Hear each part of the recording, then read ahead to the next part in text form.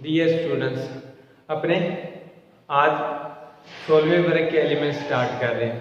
15वें वर्ग के एलिमेंट्स में अपनों ने लास्ट फॉस्फिन तक देख लिया था, लेकिन अपने का जो सिलेबस भेजा गया है उस सिलेबस के अकॉर्डिंग फास्फोरस के जो अम्बल है, ऑक्सी अम्बल, वो चैप्टर से हटा दिए गए हैं और साथ में जो नाइट्रोजन के ऑक्साइड देखे थे अपनों ने वो भी हटा दिए गए।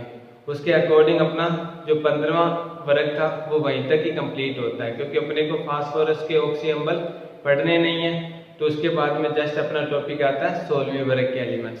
16वें वर्ग के एलिमेंट्स में भी जो जो टॉपिक आपके सिलेबस में दिया है उसके अकॉर्डिंग अपने आज क्या करेंगे, उनमें डिस्कस करेंगे।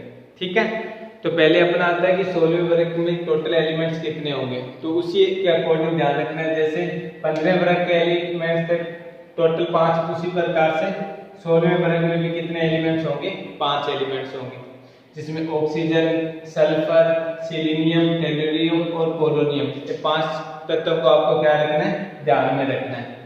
ऑक्सीजन अपने को पता है, इसे याद करने की ट्रिक, ओल्ड स्टाइल से TPO, ओल्ड स्टाइल से TPO, ऐसे अपने को इनके सैंपल यानी इनके प्रतीक अपने माइंड में रहते हैं। ओल्ड का मतलब O से स्टार्ट हो गया, स्टाइल से S स्टार्ट हो गया, से SE से TPO, यानी O से ऑक्सीजन, S से सल्फर, SE से सिलीनियम, TE से टेलुरियम और PO से पोलोनियम। ये टोटल अपने 5 एलिमेंट्स ऐसे अपने को क्या हो जाएंगे, इजीली याद हो जाएंगे। तो ऐसे ट्रिक बना के ध्यान में रखना। तो ये 5 एलिमेंट्स होते हैं, अपने को पता है। इन 5 एलिमेंट्स में से कौन कौन सी धातु होती है, कौन कौन सी उपधातु होती है और कौन कौन सी अधातु होती है, वो देख लेते हैं। जैसे अपनों ने देखा था नाइट्रोजन, फास्फोरस अधातु थी, और उसके बाद में जो आर्सेनिक और एंटीमनी उपधातु थी, और लास्ट में जो बिस्मिथ था वो अपना क्या था, धातु था। सेम उसी टाइप से जो ऑक्सीजन और सल्फर होते हैं ये क्या होते हैं, अधातु होते हैं। सिलीनियम और टेलुरियम क्या होते हैं, उपधातु होते हैं। और लास्ट वाली जो पोलोनियम होती है उसे अपने क्या किस में काउंट करते हैं, धातु में काउंट करते हैं। तो ये 5 एलिमेंट्स में अपने को ये भी पता चल गया कि जैसे ही अपने आवर्त सारणी में यानी वर्ग संख्या 16 में ऊपर से नीचे जाते हैं वैसे वैसे क्या होते हैं, धात्विक गुण होते हैं, वो क्या होते हैं, बढ़ते जाते हैं। धात्विक गुण बढ़ते जाते हैं और कौन से गुण घटते जाते हैं, अधात्विक गुण क्या होते जाते हैं, घटते जाते हैं। अधात्विक गुण घटते जाते हैं, क्योंकि अपने को पता है कि अधात्विक गुण में होता क्या है, इलेक्ट्रॉन ग्रहण करने की प्रवृत्ति होती है, और धात्विक गुण में क्या होता है, इलेक्ट्रॉन त्यागने की प्रवृत्ति होती है। तो जैसे जैसे वर्ग में ऊपर से नीचे जाएंगे नाभिक का बाह्यतम इलेक्ट्रॉन पर आकर्षण क्या होगा, कम होगा, और कम होने के कारण अपने इजीली क्या कर सकते हैं, इलेक्ट्रॉन को निकाल सकते हैं। और इलेक्ट्रॉन को निकाल सकते हैं तो मतलब कौन से गुण में काउंट किए जाते हैं, ये धात्विक गुण में काउंट किए जाते हैं। तो वर्ग में ऊपर से नीचे जाने पर धात्विक गुण में अपने वैसे देख रहे हैं, अधातु से उपधातु, उपधातु से धातु में कन्वर्ट हो रहा है। तो कह सकते हैं कि धात्विक गुण बढ़ रहे हो रहे हैं, धात्विक गुण क्या हो रहे हैं, घट रहे हैं। तो ये तो सिंपल सी इनके बारे में नॉलेज थी। उसके बाद में इसके जस्ट टॉपिक आता है कि इनका जो परमाणु क्रमांक होता है वो क्या होता है, और इनके इलेक्ट्रॉनीय विन्यास क्या होता है, वो क्या होता है, वो कैसे फाइंड आउट करेंगे। तो अपने को सिर्फ एक ही याद रखना है। जैसे ऑक्सीजन है, ऑक्सीजन का अपने को पता है कि ये कितने नंबर पर आता है, 8th नंबर पर आता है। अब आगे वाले अपने आप ही अपने क्या कर सकते हैं, फाइंड आउट कर सकते हैं। कैसे, तो अपने को पता है कि पहले आवर्त में 2 एलिमेंट्स होते हैं, दूसरे में 8, फिर 18, 32 और उसके बाद में अपूर्ण। यही अपने काउंट करते हैं, लास्ट वाले में 28 ले लेते हैं या फिर 29 हो जाते हैं। इसे क्या बोलते हैं, अपने अपूर्ण आवर्त बोलते हैं। अपनों ने देखा था, कौन सा नियम देखा था, यानी मेंडलेव की आवर्त सारणी देखी थी या मोजले की आवर्त सारणी देखी थी। स्टार्टिंग में 11th में ये चीजें पढ़ी थी ना कि सबसे ज्यादा एलिमेंट्स किस में होते हैं, तो छठा वर्ग आता है। सबसे कम किस में होते हैं, तो पहला वर्ग यानी पहला आवर्त आता है, और छठे आवर्त में क्या होते हैं, सबसे ज्यादा एलिमेंट्स होते हैं।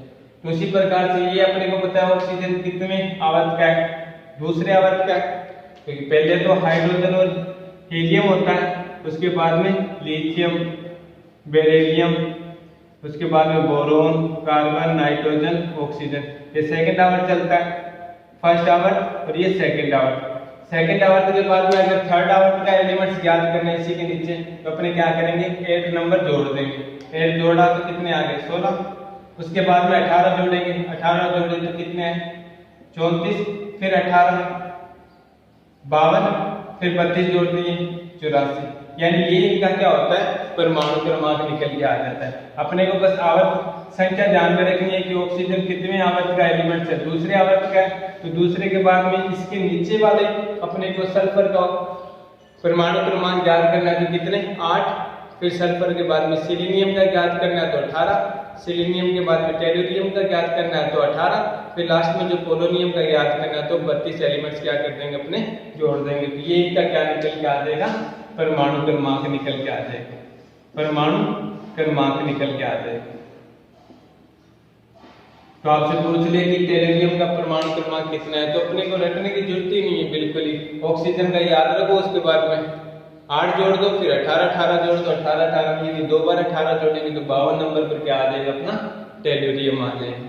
उसके बाद में इनका इलेक्ट्रॉनीय विन्यास क्या होता है, इलेक्ट्रॉनीय विन्यास कैसा होता है, तो अपने को पता है कि ये कौन सा वर्ग चल रहा है, 16वां वर्ग चल रहा है। और 16वें वर्ग में अपने को पता है कि लास्ट वाले ऑर्बिटल में यानी ऑक्सीजन का देखना अपने को NH2 NP4 यही आता है, क्योंकि ऑक्सीजन में लास्ट वाले ऑर्बिटल p कक्षक में कितने इलेक्ट्रॉन्स आते हैं, 4 इलेक्ट्रॉन्स आते हैं।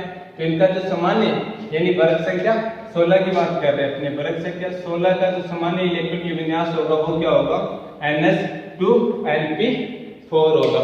मतलब लास्ट वाला p ऑर्बिटल इनका कितना ही रहेगा, 4 इलेक्ट्रॉन से भरा हुआ मिलेगा अपना, 4 इलेक्ट्रॉन से भरा हुआ का मतलब आंशिक भरा हुआ अवस्था में ही मिलेगा। जैसे अपनों ने 15वें वर्ग देखा था, 15वें वर्ग में अपनों ने देखा था कि उनका सामान्य इलेक्ट्रॉनिक विन्यास क्या था, NH2 NP3 था। तो अब अपना 15वें के बाद में 16वां वर्ग आता है, तो 16वें के लिए क्या हो जाएगा, NH2 NP4 हो जाएगा। तो अब अपने को ऑक्सीजन का ज्ञात करना है, तो आपको बताया था कि एक लंबी श्रृंखला लिखने से अच्छा है कि पहले वो उत्कृष्ट गैस लिख दो जो वहां तक क्या हो चुका है, उनका इलेक्ट्रॉनिक विन्यास भरा जा चुका है। जैसे 8 नंबर पर अपने वैसे लिखेंगे तो 1s2 2s2 2p4 यही लिखेंगे। इसके लिए लिखेंगे तो 1s2 2s2 2p6 3s2 3p4 ऐसे ही लिखने का मतलब एक लंबी सीरीज बन जाएगी। तो इजीली शॉर्ट में लिख सकते हैं, यानी 1s2 मतलब हीलियम यहाँ तक क्या हुआ है, अपना भरा हुआ है, तो हीलियम मैंने लिख के दिखा दिया। और अपने को पता है कि 1s2 2s2 2p6 ये किसका होता है, नियोन का होता है, तो मैंने नियोन यहाँ पर लिख दिया। ये इलेक्ट्रॉनिक विन्यास नियोन तक भरा हुआ है।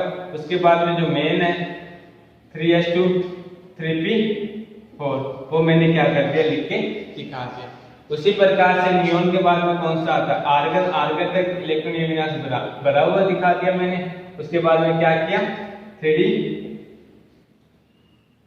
3d10 4s2 और 4p4, क्योंकि अपने को ये भी पता है ना कि थर्ड आवर्त से यानी फोर्थ आवर्त से क्या हो जाता है, फोर्थ आवर्त से 3d आवर्त आनी स्टार्ट हो जाती है। तो ये कौन सा आवर्त है, फोर्थ आवर्त है।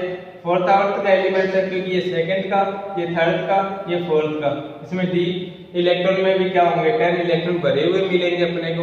अपनों ने देखा था बाउ के नियम के अनुसार इलेक्ट्रॉनिक विन्यास बनने का सूत्र क्या था, 1s2 2s2 2p6 2p, उसके बाद में 3s 3p, फिर 4s, फिर 3d10, 3d के बाद में फिर 4p पर आ जाता था। तो मैंने इसलिए 3d10 पहले लिख के दिखा दिया, उसके बाद में 4s, क्योंकि 3d10 इसमें क्या होगा, भरा हुआ मिलेगा। उसके बाद में इसके अंदर 4 इलेक्ट्रॉन आएंगे, तो उसी के अकॉर्डिंग मैंने लिखे 10 ऑर्बिटल, यानी जो 3d है उसको मैंने क्या कर दिया, इसमें भरा हुआ दिखा दिया। उसके बाद में आर्गन के बाद में अपने को पता है क्या आता है, क्रिप्टोन आता है, तो Kr लिख दिया।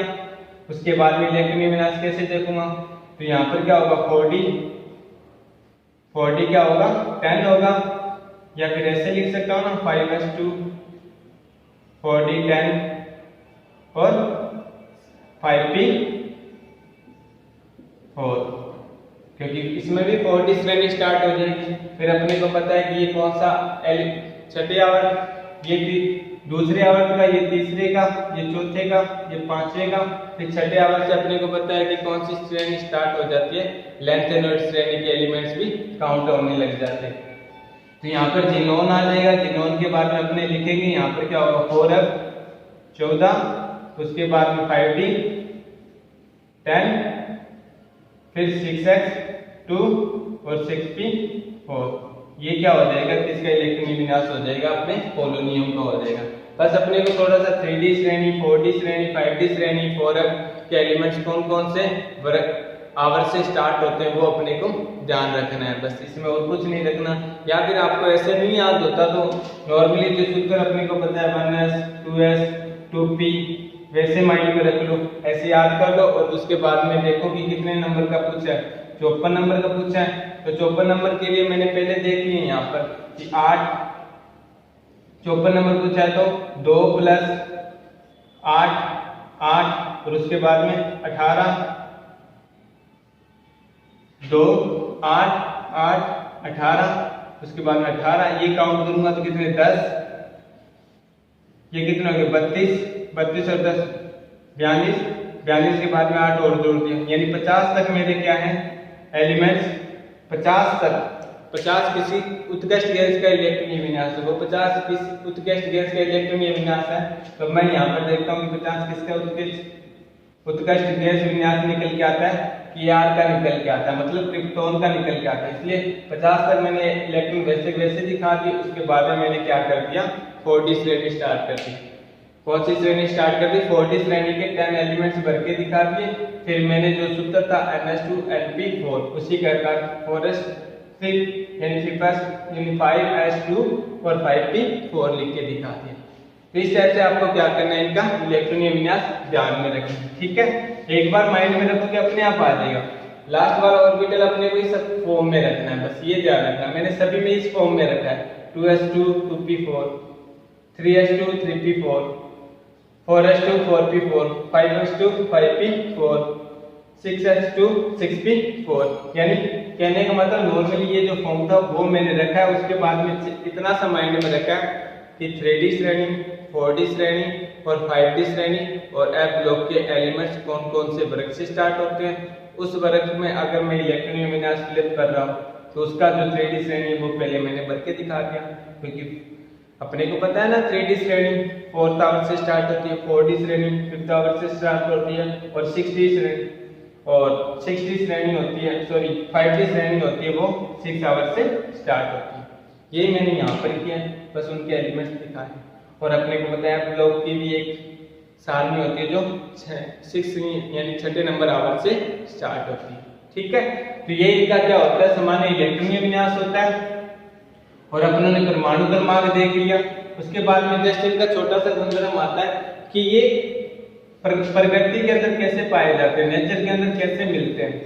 तो अपने को पता है ऑक्सीजन तो नेचर के अंदर सबसे ज्यादा O2 अवस्था में यानी O2 अणु के रूप में प्रेजेंट रहता है। नेचर के अंदर देखें तो इसकी मात्रा कितनी होती है तो 46.6। भूप्रवृत्ति पर यानी अर्थ क्रस्ट पर सबसे ज्यादा नाइट्रोजन के बाद में जो मिलता है वो ऑक्सीजन है। लगभग कितना प्रतिशत आयतन तो यानी 46.6% क्या पाया जाता है ऑक्सीजन पृथ्वी की भूप्रवृत्ति के ऊपर यानी अर्थ क्रस्ट के ऊपर मिलता है। उसके बाद में जो सल्फर होते हैं वो लगभग क्या मिलता है सल्फाइड एस्को के रूप में मिलता है, सल्फेटो के रूप में। जैसे फॉर एग्जांपल के तौर पर जिप्सम हो गया, जिप्सम का सूत्र देखें तो जिप्सम का सूत्र निकल के आता है CuSO4 डॉट 2 अणु जल के। उसके बाद में अपने कह सकते हैं F समलवण होता है। F समलवण का फॉर्मूला देखते थे MgSO4 डॉट 7 अणु मॉलिक्यूल जल के। फिर और भी काउंट करते हैं जैसे गैलेना होता है, गैलेना का सूत्र देखते हैं ZnS। उसी प्रकार से और भी इसके खनिज होते हैं। आपने खनिज धातु निष्कर्ष वाला वैसे तो आपका टॉपिक हटा दिया गया, लेकिन धातु निष्कर्ष वाले में ये सारे इनके क्या होते हैं सल्फाइड एसिड कि कौन सल्फाइड एस्क होते हैं। एस्क मतलब खनिजों के सांद्रण के बाद में जो प्राप्त होता है, जिसकी लागत कम होती है, उसे एस्क कहते हैं। तो अपने कह सकते हैं कि अर्थ क्रस्ट से क्या निकाले जाते हैं, खनिज निकाले जाते हैं। तो अर्थ क्रस्ट से जो खनिज निकाले जाते हैं वो ज्यादातर सल्फर जिसमें प्रेजेंट रहता है वो इन सल्फेटों के रूप में रहता है। जैसे और भी होते हैं, जैसे कॉपर पायरेटीज सूत्र देखते हैं, जो CuF3S2 ये कॉपर पायरेटीज का फॉर्मूला होता है। इस टाइप से और भी बहुत सारे होते हैं। लमसम कहने का मतलब रिजल्ट इतना ही निकल के आता है कि सल्फर होता है ना, जो वो भूपर्वृत्ति के अंदर यानी अर्थ क्रस्ट पर सल्फेटों के रूप में पाया जाता है। और ये थोड़े से अपने को सूत्र ध्यान में रखने हैं, जैसे चिप्सम लवण हो गया, एप्सिलमन हो गया, इनके फॉर्मूले पूछ लेता है कि चिप्सम के, एप्सिलमन के, जैसे अपनों ने नाइट्रोजन के देखे थे, चिली साल्टपीटर देखा था और इंडियन साल्टपीटर देखा था ना, उसी टाइप से ये होते हैं। इनके 2-3 फॉर्मूले अपने को माइंड में रखने हैं। उसके बाद में जो टेलुरियम होता है, पोलोनियम भी होता है, ये भी क्या हो रहते हैं, लगभग इन्हीं कंपाउंडों में यानी सल्फाइडों में या अन्य खनिजों में ये क्या रहते हैं, मिलते रहते हैं। मेनली जो अपना ऑक्सीजन और सल्फर है उनका अपने को क्या रखना है, ध्यान में रखना है। उपलब्धि पूछ लेते हैं क्योंकि ये कॉमन फैक्टर है। ऑक्सीजन से अपने को पता है कि डेली रूटीन यानी सांस लेने के लिए सबसे ज्यादा ऑक्सीजन की जरूरत होती है। अगर अपने कहते हैं कि 5 सेकंड ही अगर इस पूरे एनवायरनमेंट से ऑक्सीजन को हटा दिया जाए तो प्राणी की एक भी प्रजाति इस पृथ्वी पर जीवित नहीं रहेगी। इतनी वैल्यू होती है ऑक्सीजन की। तो ये थोड़ा सा अपने को ध्यान रखना है, ठीक है। तो इनके इलेक्ट्रॉन विन्यास, परमाणु क्रमांक और इनका सामान्य प्रतीक, इसके बाद में जस्ट अपना आता है इनका परमाणुीय त्रिज्या। परमाणुीय त्रिज्या का क्रम क्या होता है, तो ये छोटे छोटे टॉपिक जो अपने को पता है। परमाणुीय त्रिज्या, आयनन एंथैल्पी,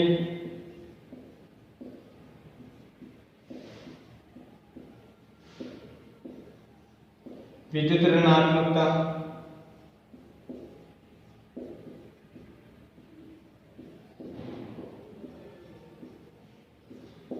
ये तो जो अपने 11th क्लास से डिस्कस करते आ रहे हैं उनके बारे में थोड़ा सा और देख लेते हैं कि इनकी परमाणुीय त्रिज्या, आयनन एंथैल्पी और विद्युत ऋणात्मकता कैसी होती है। तो अपने को पता है कि परमाणुीय त्रिज्या का क्रम आवर्त में ऊपर से नीचे जाते हैं तो क्या होता है, बढ़ता है। आवर्त में ऊपर से नीचे जाते हैं तो बढ़ता है, जबकि आवर्त में बाएं से दाएं जाते हैं तो घटता है। ये 2 क्रम अपनों ने देखे हुए हैं। आवर्त में वर्ग में ऊपर से नीचे जाते हैं तो परमाणुीय त्रिज्या का मान क्यों बढ़ता है, क्योंकि कोषों की संख्या क्या होती है, इंक्रीज होती है। कोषों की संख्या क्या होती है, बढ़ती है।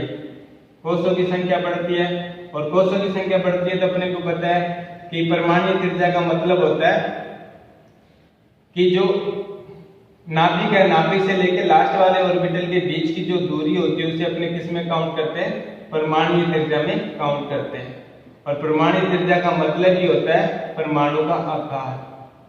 किसी चीज का आकार कितना है वो अपने डिसाइड त्रिज्या से करते हैं। तो परमाणुीय त्रिज्या से अपने क्या कर सकते हैं, परमाणु के आकार का निर्धारण करते हैं। तो अपने कह सकते हैं कि वर्ग में ऊपर से नीचे जाते हैं तो कोषों की संख्या इंक्रीज होने के कारण, बढ़ने के कारण इनकी जो परमाणुीय त्रिज्या होती है वर्ग में क्या होती है, ऊपर से नीचे जाते हैं तो बढ़ती है। तो सबसे ज्यादा किसकी होगी, पोलोनियम की होगी, उसके बाद में टेलुरियम की होगी, फिर अपने कह सकते हैं टेलुरियम के बाद में कौन सा आता है, तो अपने सेलेनियम की होगी, फिर सल्फर की, फिर ऑक्सीजन की। यानी ऑक्सीजन की परमाणुीय त्रिज्या क्या होगी, सबसे कम होगी, वर्ग में ऊपर से नीचे जाएंगे। क्यों, रीजन कोषों की संख्या ध्यान में रखना। कोषों की संख्या क्या होती जाती है, वर्ग में ऊपर से नीचे जाती है तो इंक्रीज होती जाती है। ये तो अपनों ने परमाणुीय त्रिज्या वर्ग में ऊपर से नीचे डिस्कस कर ली। अब अपने करते हैं आवर्त में बाएं से दाएं जाते हैं तो क्या होता है, आवर्त में बाएं से दाएं जाते हैं तो अपने को पता है परमाणुीय त्रिज्या में कमी आती है। परमाणुीय त्रिज्या में क्या होती है, कमी आती है। कमी आने का कारण कि एक ही कोष में इलेक्ट्रॉन की संख्या क्या होती है, बढ़ती है। एक ही कोष में अगर इलेक्ट्रॉन की संख्या बढ़ती है तो अपने को पता है कि नाभिक का उन इलेक्ट्रॉनों पर आकर्षण बढ़ता है।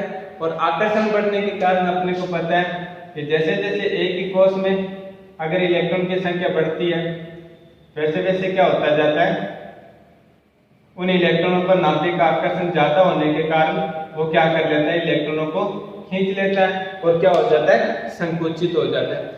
तीन साइड से अपने क्या कर रहे हैं, एक साइड से अपने किसी चीज को खींच रहे हैं तो वो इतनी पास नहीं आएगी, दो साइड से खींच रहे हैं, 3 से 4 से 5 से, जैसे अपने क्या हो जाते हैं सभी साइडों से खींचने लग जाते हैं, अब तो अपने को पता ना वो संकुचित होकर पास आने लग जाती है। एक साइड से रखते हैं तो इधर साइड का बल फोर्स उसे अलग कर देता है, लेकिन इधर क्या होता है, जैसे जैसे इलेक्ट्रॉन की संख्या बढ़ती जाती है वैसे वैसे सभी तरफों से क्या होता है, खिंचाव होने लग जाता है, तो परमाणु का जो आकार होता है वो संकुचित होने लग जाता है। क्यों? क्योंकि सेंटर में इसके क्या होता है, नाभिक होता है, नाभिक में अपने को पता है क्या होते हैं, प्रोटॉन होते हैं, और प्रोटॉन पर चार्ज कौन सा होता है, प्लस का, और प्लस क्या करता है, नेगेटिव को अपनी ओर अट्रैक्टिव करता है।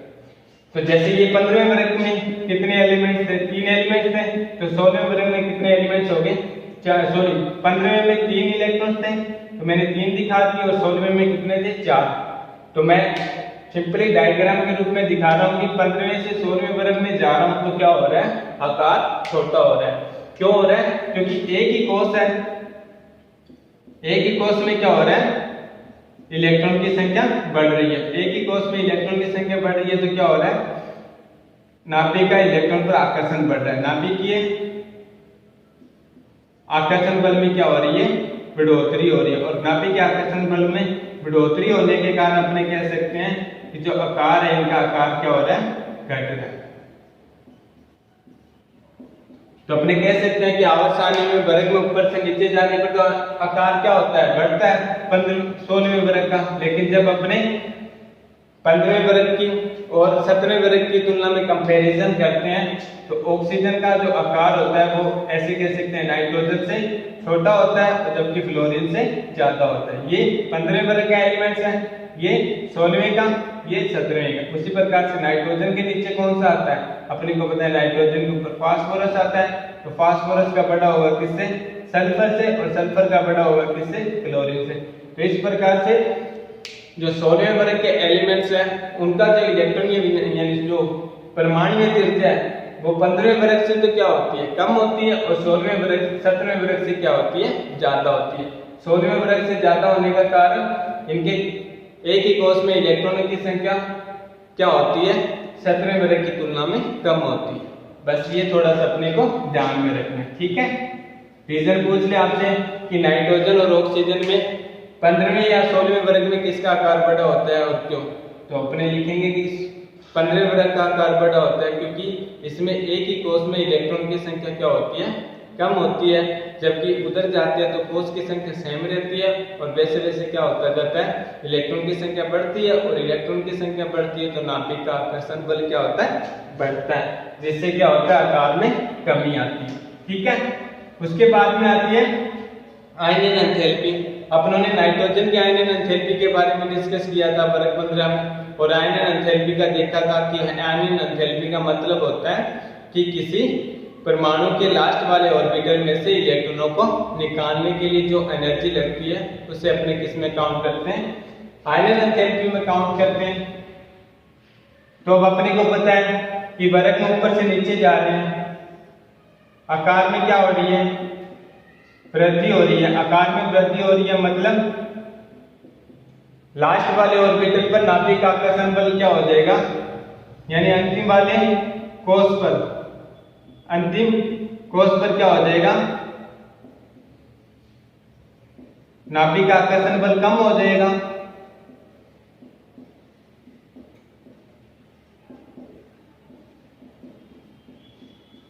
कम होने का रीजन आपको बताया था कि पहले क्या हो जाएगा कि वो जैसे जैसे नाभिक अन्य कोषों से क्या होता जाएगा, गिरता जाएगा, तो वो इलेक्ट्रॉनों पर जो आकर्षण है वो क्या रहेंगे, लास्ट वाले इलेक्ट्रॉनों पर आकर्षण की तुलना में कम रहेगा, मतलब इन पर नाभिक का आकर्षण क्या रहेगा, सबसे कम रहेगा। कम रहने के कारण ये आसानी से क्या हो जाएंगे, निष्कासित हो जाएंगे। ये जो आकर्षण है नाभिक का, ये सारे क्या कर लेंगे, इसको संतुलित कर देंगे, मतलब जो नाभिक का आकर्षण बल है वो पहले जो कोष भरा गया है उसके इलेक्ट्रॉन द्वारा क्या हो जाता है, संतुलित हो जाता है, उस तक उनको क्या नहीं करने देता, पहुंचने नहीं देता, जिसके कारण ये इलेक्ट्रॉन आसानी से क्या हो जाते हैं, आसानी से निष्कासित हो जाते हैं। और आसानी से निष्कासित होने का मतलब अपने को पता है कि आयनन एंथैल्पी का मान क्या हो जाएगा, सबसे ज्यादा हो जाएगा। जो इलेक्ट्रॉन जितनी आसानी से निष्कासित होगा उसकी आयनन एंथैल्पी का मान उतना ही क्या होगा, कम होगा।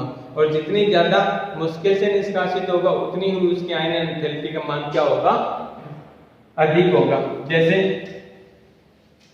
ऑक्सीजन, सल्फर, सेलेनियम, उसके बाद में टेलुरियम और फिर पोलोनियम, ये अपने पास 5 तत्व है। अपने को पता है कि वर्ग में ऊपर से नीचे के क्रम है। ये एक ऐसे लिखता हूँ, यानी कहने का मतलब मैंने इसे दाएं से बाएं से रूप में दिखा रखा है, लेकिन ये है वर्ग के एक ही एलिमेंट। ऐसे पजल मत हो जाना कि सर आपने बाएं से दाएं लिख दिया, तो ये थोड़ा सा ध्यान रखना, कॉमन बातें हैं, ये बताई नहीं जाती आपको, ठीक है। तो ऑक्सीजन, सल्फर, सेलेनियम और टेलुरियम और पोलोनियम, ये 5 अपने पास वर्ग 16 के एलिमेंट्स हैं। अपने को पता है सबसे ज्यादा आकार किसका होता है, पोलोनियम का होता है, तो आसानी से ये क्या करेगा, इलेक्ट्रॉनों को निष्कासित कर देगा। टेलुरियम का उसके बाद में होता है, तो ये थोड़ी सी एनर्जी लेगा। सेलेनियम का टेलुरियम से कम होता है, तो मतलब ये फिर थोड़ी ज्यादा एनर्जी लेगा इलेक्ट्रॉनों को निष्कासित करने के लिए। सल्फर का सेलेनियम से कम होता है, तो ये और ज्यादा एनर्जी लेगा। और ऑक्सीजन अपने को पता है कि सबसे कम छोटा आकार का होता है, तो सबसे ज्यादा एनर्जी ये लेगा। तो विद्युत आयनन एंथैल्पी का क्रम कौन सा होगा, वर्ग में ऊपर से नीचे जाने पर कम होगा या बढ़ेगा, तो अपने कहेंगे कम होगा। कम होने का कारण आकार क्या होता है, बढ़ता है।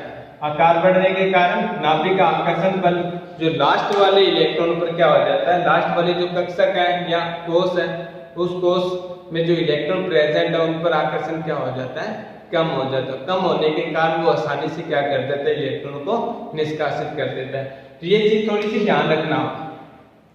वर्ग में ऊपर से नीचे जाते हैं तो आयनन एंथैल्पी का क्रम क्या होता है, कम होता है, आकार बढ़ता है, नाभिक का लास्ट वाले इलेक्ट्रॉन पर आकर्षण क्या हो जाता है, कम हो जाता है।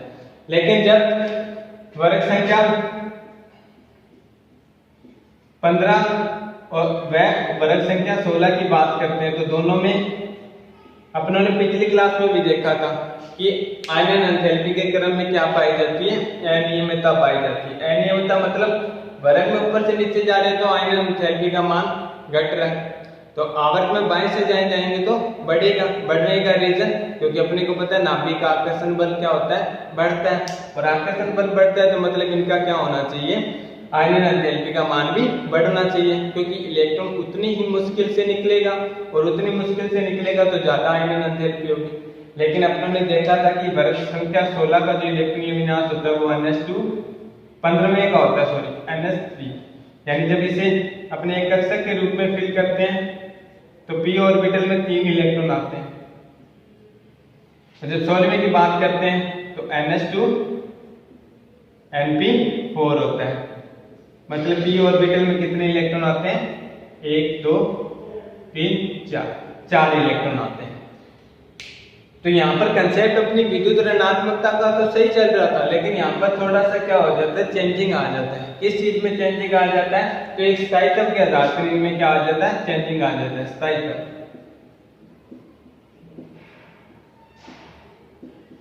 अपने को पता है कि अर्धभरित कक्षक, पूर्ण भरित कक्षक और पूर्ण रिक्त कक्षक आंशिक भरित कक्षकों से क्या होते हैं, ज्यादा स्थायी होते हैं। अर्धभरित कक्षक, अर्धभरित कक्षक क्या होते हैं, ज्यादा स्थायी होते हैं, किसकी तुलना में, पूर्ण यानी आंशिक भरित कक्षकों की तुलना में। अपने को पहले एक ये छोटा सा कंसेप्ट ध्यान में रख लेते हैं, आंशिक भरित कक्षक यानी अर्धभरित जो कक्षक होते हैं वो आंशिक भरित कक्षक से क्या होते हैं, ज्यादा स्थायी होते हैं। ज्यादा स्थायी होने का रीजन क्योंकि इनमें क्या पाई जाती है, एक विशेष प्रकार की सममिति पाई जाती है। इधर तीनों इलेक्ट्रॉन है, तीनों इलेक्ट्रॉनों का चक्रण अपने देखते हैं कि एक ही दिशा में, घड़ी की सुई की दिशा में मान ली, लेकिन इधर 4 इलेक्ट्रॉन है, 4 में से 3 इलेक्ट्रॉनों का चक्रण तो सुई की दिशा में है, जबकि एक इलेक्ट्रॉनों का चक्कर क्या है, विपरीत दिशा में। तो अपने को पता है कि ये अर्धभरित अवस्था में है, ये क्या है, अर्धभरित अवस्था में, और ये क्या है, आंशिक भरित अवस्था में, आंशिक भरित अवस्था में। और अपने को पता है कि अर्धभरित अवस्था आंशिक भरित अवस्था से क्या होती है, ज्यादा स्थायी होती है। ये अपने स्थायित्व को क्या रखेंगे, जो वर्ग 15 के एलिमेंट्स है वो बना के रखेंगे, यानी खोने से डरेंगे, यानी खोने नहीं देंगे अपने स्थायित्व को। नहीं खोने देंगे तो अपने क्या करना है, अपने को इलेक्ट्रॉन निकालना है। ये खोने नहीं देंगे और अपने को इलेक्ट्रॉन चाहिए, तो अपने क्या करेंगे, ज्यादा एनर्जी देंगे। ज्यादा एनर्जी देंगे तो इनका जो आयनन एंथैल्पी का मान है वो क्या निकल के आएगा, वर्ग 16 से ज्यादा निकल के आएगा। जबकि वर्ग 16 की बात करते हैं तो वर्ग 16 की में अपने देखते हैं कि आंशिक भरित अवस्था में है, और दूसरा इसकी एक ही कक्षक यानी px, py और pz। एक ही कक्षक में क्या है, दो इलेक्ट्रॉन है और दोनों इलेक्ट्रॉनों का चार्ज कौन सा होता है, नेगेटिव चार्ज होता है। और नेगेटिव चार्ज होने के कारण और दोनों इलेक्ट्रॉन एक ही कक्षक में प्रेजेंट होने के कारण एक दूसरे को क्या करेंगे, प्रतिकर्षित करेंगे। और प्रतिकर्षित करने के साथ साथ में अगर एक इलेक्ट्रॉन निकाल देते हैं तो ये कौन सी अवस्था में कन्वर्ट हो जाएंगे, अर्धभरित अवस्था में कन्वर्ट हो जाएंगे। तो ये क्या करेंगे, वर्ग 15 की तुलना में कम आयनन एंथैल्पी रखेंगे, यानी आसानी से क्या कर देंगे, इलेक्ट्रॉनों को निष्कासित कर देंगे। उतनी आसानी से नहीं करेंगे, लेकिन कंपैरिजन कर रहे हैं, उस लेवल पर कह रहे हैं कि वर्ग 16 के जो एलिमेंट्स हैं वो वर्ग 15 की तुलना में क्या करते हैं, कम आयनन एंथैल्पी रखते हैं। रीजन, आंशिक भरित अवस्था में होते हैं, एक ही कक्षक में दो इलेक्ट्रॉन होते हैं, दोनों कक्षक एक ही कक्षक में दोनों इलेक्ट्रॉन प्रेजेंट है और दोनों पर चार्ज क्या है, नेगेटिव है, एक दूसरे को प्रतिकर्षित करेंगे। और अगर एक इलेक्ट्रॉन निष्कासित कर देते हैं तो अर्धभरित अवस्था में आ जाएंगे।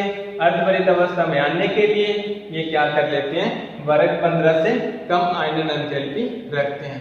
तो अपने कह सकते हैं कि ऑक्सीजन की आयनन एंथैल्पी कम होती है किससे, नाइट्रोजन से। उसी प्रकार से जो ऑक्सीजन के नीचे आता है, सल्फर की आयनन एंथैल्पी कम होती है किससे, फास्फोरस से। यहाँ पे लिख सकता हूँ ना कि ऑक्सीजन की आयनन एंथैल्पी कम, यानी नाइट्रोजन की आयनन एंथैल्पी ज्यादा ऑक्सीजन से। फिर अपने कहते हैं कि नाइट्रोजन के नीचे फास्फोरस आता है, उसकी ज्यादा, सल्फर से, फास्फोरस के बाद में आर्सेनिक आता है, उसकी ज्यादा, किससे, सल्फर के बाद में सेलेनियम से, फिर एंटीमनी की ज्यादा, किससे, टेलुरियम से, फिर लास्ट में जो आता है बिस्मिथ की ज्यादा, किससे, पोलोनियम से। यानी वर्ग 15 की जो आयनन एंथैल्पी का मान होता है वो वर्ग 16 से क्या होता है, ज्यादा होता है। तो आपसे यही पूछेगा कि वर्ग 16 और वर्ग 15 की आयनन एंथैल्पी में अनियमितता क्यों पाई जाती है, कारण बताइए। तो आपको ये कारण बताना होगा, ठीक है। कारण आपको बताना होगा आंशिक और अर्धभरित अवस्था दोनों में कंपैरिजन करके, ठीक है। उसके बाद में जस्ट आता है अपना विद्युत ऋणात्मकता। और विद्युत ऋणात्मकता क्या होती है, तो विद्युत ऋणात्मकता का मतलब होता है कि कोई परमाणु जो साँचे के द्वारा बंध बनाते हैं, जैसे क्लोरीन और ये हाइड्रोजन, ऐसे कोई बंध बना रखा, मान लो सिंपल से एग्जांपल दे रहा हूँ। इस बंध के इलेक्ट्रॉनों को अपनी ओर आकर्षित करने की जो प्रवृत्ति होती है, आकर्षित करने की जो प्रवृत्ति होती है, उस प्रवृत्ति को क्या कहते हैं, अपने विद्युत ऋणात्मकता कह देते हैं, यानी इलेक्ट्रोनेगेटिविटी बोल देते हैं, विद्युत ऋणात्मकता, ठीक है। तो अब अपने को पता है कि जिसकी जो नाभिक, यानी अपने को पता है कि जिसकी विद्युत ऋणात्मकता जितनी ज्यादा होगी उसका रीजन क्या होगा, उसका रीजन यही होगा कि नाभिक का इलेक्ट्रॉनों पर आकर्षण ज्यादा होगा, क्योंकि जो इलेक्ट्रॉनों को आकर्षित कर रहा है वो करता कौन है, रियलिटी में तो नाभिक ही करता है। जैसे यहाँ पर ये बंध बना हुआ है, तो इस बंध में जो इलेक्ट्रॉनों को आकर्षित कर रहा है तो वो कौन कर रहा है, क्लोरीन का नाभिक कर रहा है, क्लोरीन का नाभिक ही कर रहा है ना।